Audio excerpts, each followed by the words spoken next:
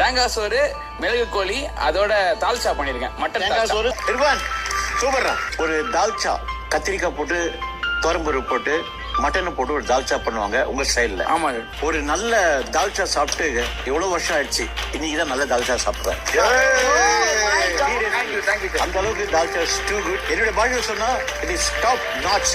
இதுல பிடிச்சதே எனக்கு வந்து அது மட்டன் வெந்த விதம், அந்த புளிப்பு டிஞ்ச், லவ்லி புளிப்பு டிஞ்ச் கொடுத்துருக்கேன்.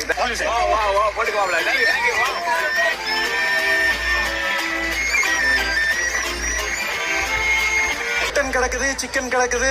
ஐ லவ் இட். திருச்சி மேஞ்சிட்ட நீ எக்ஸலண்டா பண்ணிருக்கா, சூப்பரா இருக்கு.